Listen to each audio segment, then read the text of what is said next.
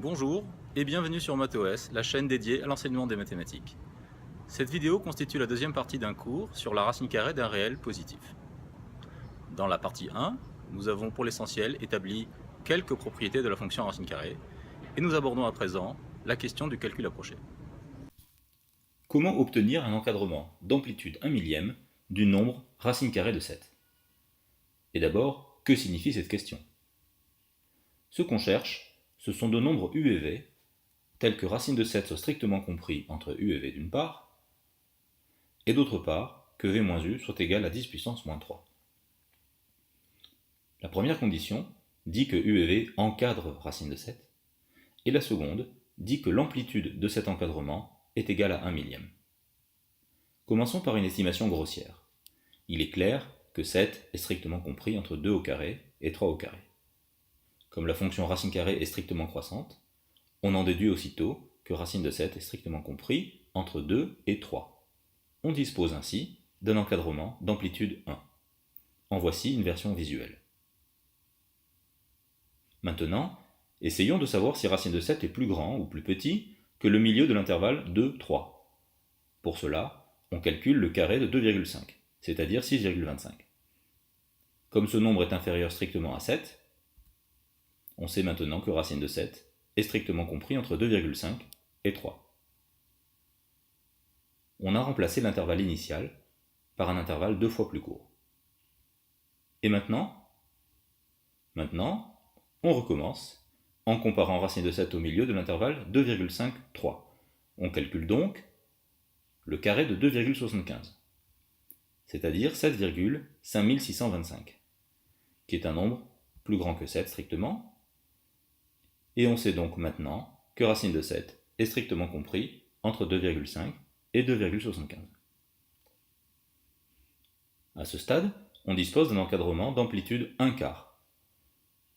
Et on peut poursuivre ce processus de division par 2, encore et encore. En une dizaine d'étapes, on parvient à l'encadrement suivant, dont l'amplitude est légèrement inférieure à 1 millième. On va l'élargir légèrement en remplaçant le minorant, c'est-à-dire la borne gauche, par un nombre plus petit, et le majorant, c'est-à-dire la borne droite, par un nombre plus grand, de façon à obtenir ceci.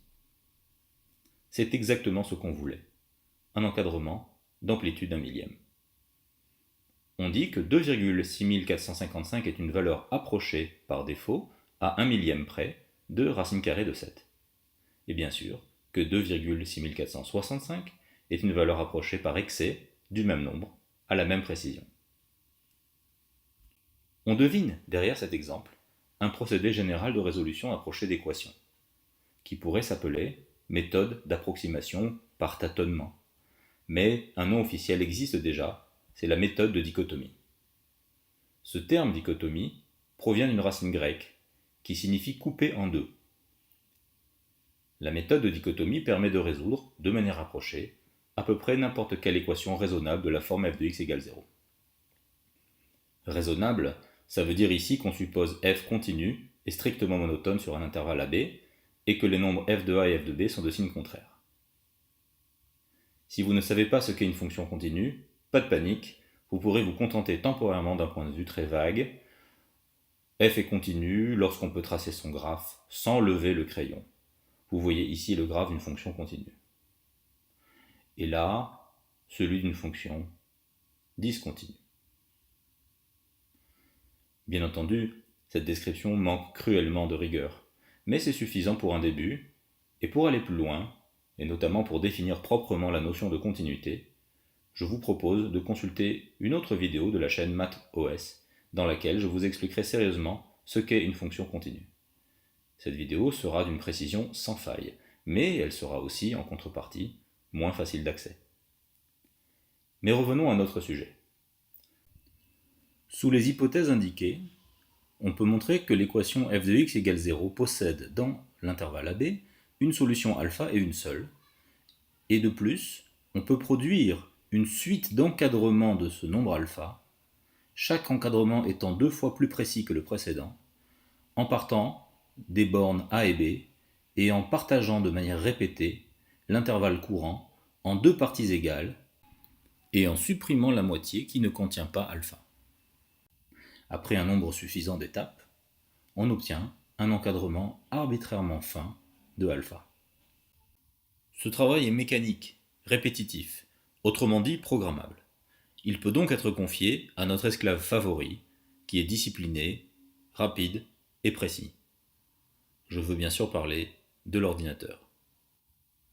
Allons donc jeter un coup d'œil à ce programme de calcul approché par dichotomie. Le programme présenté ici est écrit dans le langage Python. Si vous connaissez un peu ce langage, vous allez comprendre rapidement de quoi il retourne. Et sinon, eh bien, je souhaite que ce soit pour vous l'occasion d'une initiation à la programmation en Python. On trouve sur le net, en quelques clics seulement, une foule de ressources dans ce domaine. Alors, que se passe-t-il ici? Vous avez sous les yeux une fonction générique de dichotomie. Elle accepte 4 arguments. Le premier argument, f, désigne une fonction numérique. Par exemple, celle qui a x associe x carré moins 7. Les deux arguments suivants, a et b, indiquent les extrémités de l'intervalle initial. Par exemple, 2 et 3. Et le quatrième et dernier argument indique la précision souhaitée. Par exemple, 1/1000. Pour l'essentiel, la fonction dichotomie est constituée d'une boucle de type while, qu'on appelle aussi une boucle conditionnelle, tout simplement parce que l'instruction while est assortie d'une condition. Tant que cette condition est vraie, le corps de la boucle est effectué. Dès que la condition devient fausse, la boucle est interrompue et on passe à la suite. Cette boucle est précédée d'une phase d'initialisation, au cours de laquelle on crée et on initialise 3 variables. La borne gauche de l'intervalle est initialisée à A. La borne droite est initialisée à B. Et un compteur, qui indiquera le numéro de l'étape en cours, est initialisé à 0. À chaque tour de boucle, la distance qui sépare la borne gauche de la borne droite est divisée par 2. Elle décroît donc strictement chaque fois. Et elle devient fatalement, après un certain nombre d'étapes, inférieure à la précision souhaitée E. À ce moment-là, on quitte la boucle et la fonction renvoie les valeurs des 3 variables gauche, droite et compteur. Détaillons maintenant ce qui se passe à l'intérieur de la boucle. Lorsqu'on pénètre dans la boucle, le compteur d'étapes est incrémenté. Sa valeur augmente de 1. Puis on calcule le milieu de l'intervalle, c'est-à-dire la demi-somme gauche plus droite divisé par 2. Ensuite, on évalue la fonction f en l'extrémité gauche et au milieu, et on essaie de savoir si ces deux nombres sont de signe contraire ou non. Pour cela, on calcule leur produit. Si le produit est strictement négatif, ça veut dire que ces deux nombres sont de signe contraire, et que par conséquent f s'annule quelque part entre gauche et milieu. On va donc ramener la borne droite de l'intervalle à la valeur du milieu. Dans le cas contraire, c'est la borne gauche qu'on ramène à la valeur du milieu. Lorsque la boucle est terminée, comme on l'a dit, on renvoie le triplet gauche, droite, compteur. Voilà pour la méthode de dichotomie, qui a le mérite de sa généralité et d'une grande simplicité de mise en œuvre.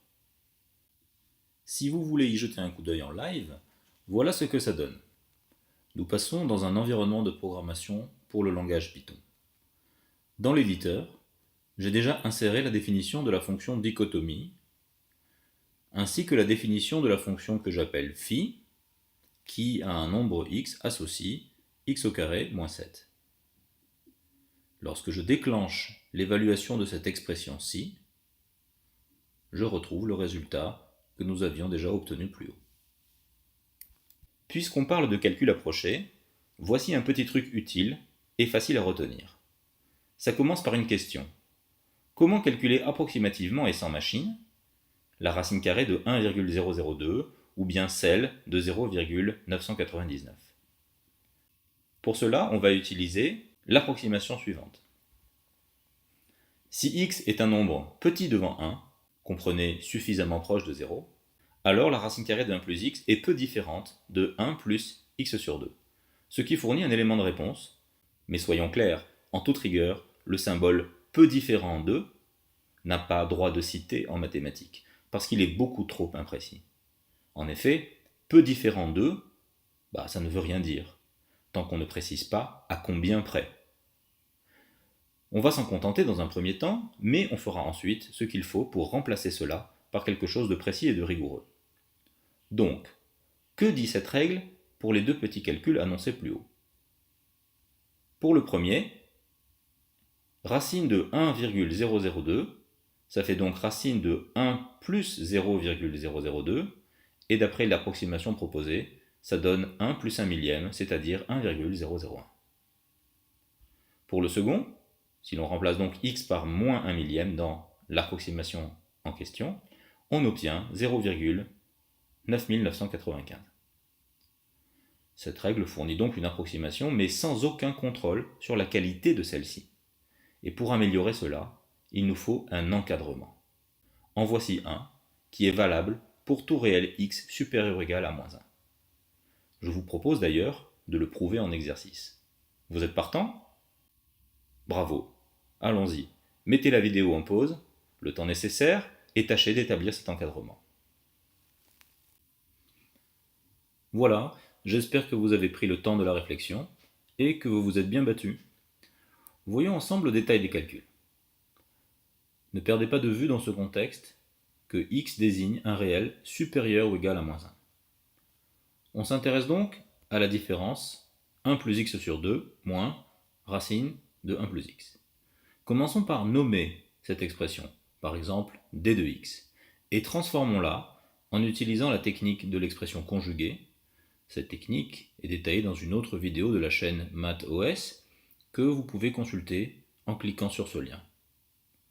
En multipliant et en divisant aussitôt par la somme 1 plus x sur 2 plus racine de 1 plus x, on obtient ceci, c'est-à-dire, après simplification, x carré sur 4 facteurs d'une certaine parenthèse.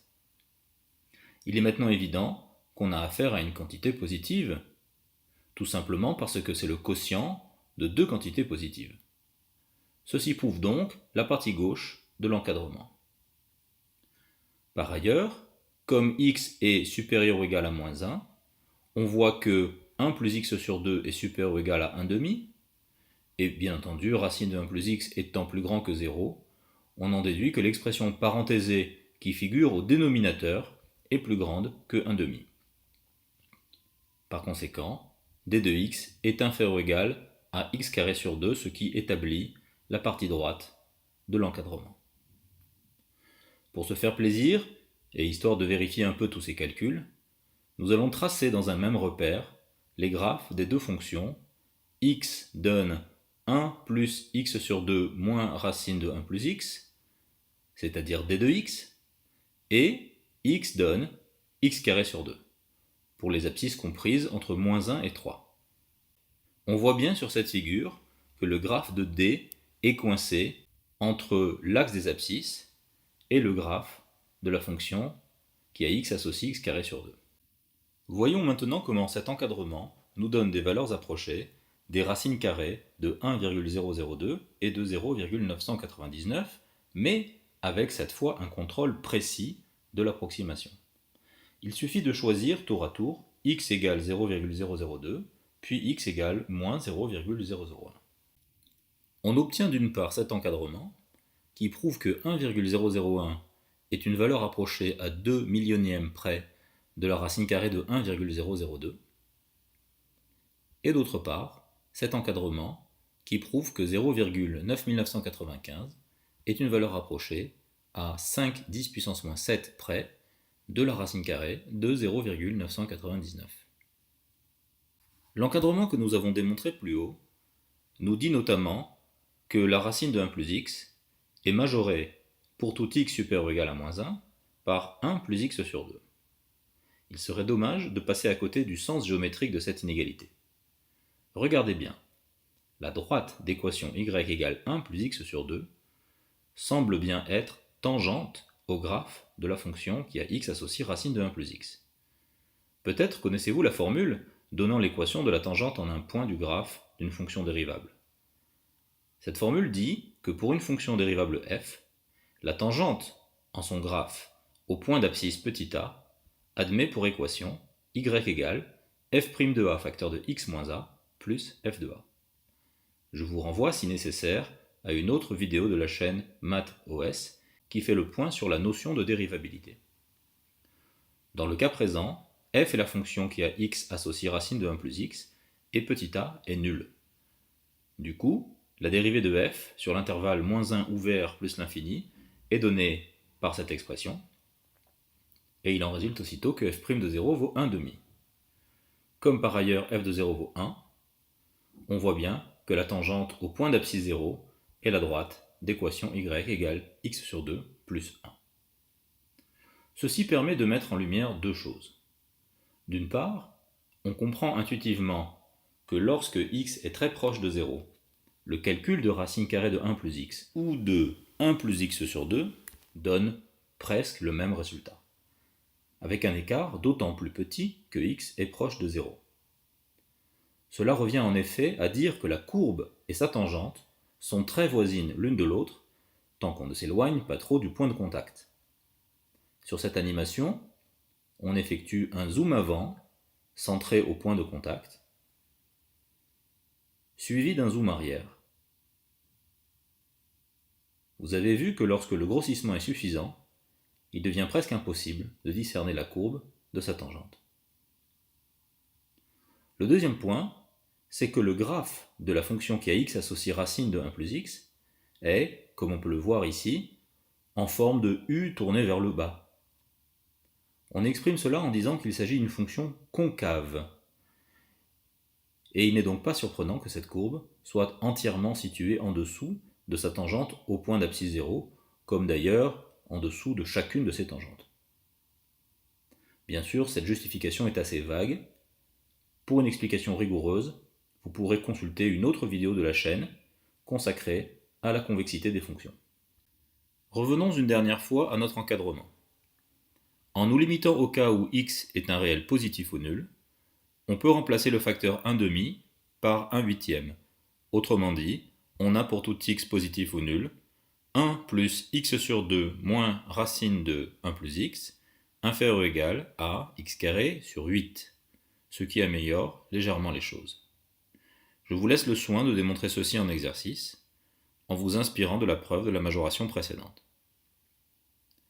Avec cette version améliorée, et en prenant à nouveau x égale 0,002, on obtient cette fois que 1,001 est une valeur approchée de racine carrée de 1,002, mais à 5 10 puissance moins 7 près, contre 2 10 puissance moins 6 par la méthode précédente.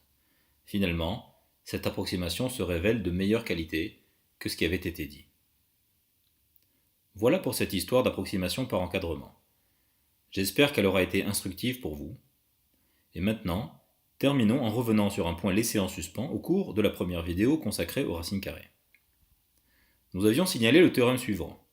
Pour tout réel b positif ou nul, il existe un unique réel a positif ou nul, tel que a carré égale b. Et nous avions admis la partie existence.